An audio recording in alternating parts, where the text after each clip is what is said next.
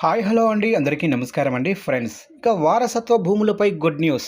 ప్రభుత్వం కీలక నిర్ణయం అంటూ అప్డేట్ అయితే రావడం జరిగిందండి. అయితే ఇందుకు సంబంధించిన వివరాలైతే మన వీడియోలో తెలుసుకుందామండి. వీడియో మాత్రం పూర్తి వరకు చూడండి ఫ్రెండ్స్, అప్పుడే మనకి పూర్తి సమాచారం అయితే తెలుస్తుంది.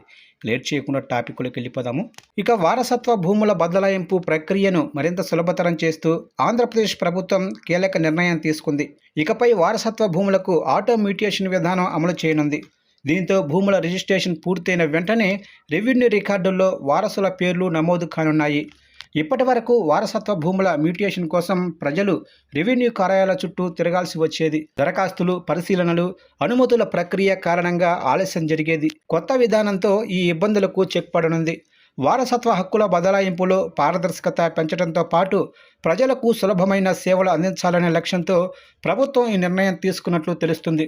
రిజిస్ట్రేషన్ ప్రక్రియ పూర్తయిన తర్వాత సంబంధిత వివరాలు ఆటోమేటిక్గా రెవెన్యూ వ్యవస్థలో అప్డేట్ అయ్యే విధంగా చర్యలు చేపట్టనున్నారు. అలాగే 10 లక్షల లోపు విలువైన వారసత్వ భూములకు స్టాంప్ డ్యూటీని కేవలం ₹100గా నిర్ణయించారు. దీనివల్ల చిన్న మధ్య తరహా భూముల వారసులకు ఆర్థిక భారం తగ్గనుంది. ఇక వీలునామా అంటే వీలు లేకుండా వారసత్వ భూముల బదలాయింపు జరిగే సందర్భాల్లో రిజిస్ట్రేషన్ సమయంలో ఫ్యామిలీ మెంబర్ సర్టిఫికెట్ తప్పనిసరిగా సమర్పించాల్సి ఉంటుంది. దీని ద్వారా అసలైన వారసులను గుర్తించే ప్రక్రియ సులభతరం కానుంది. ప్రభుత్వం తాజా నిర్ణయంతో వారసత్వ భూముల విషయంలో ఎదురయ్యే ఆలస్యాలు, అనవసరమైన కార్యాలయాల చుట్టూ తిరిగే పరిస్థితులు తగ్గే అవకాశమైతే ఉంది.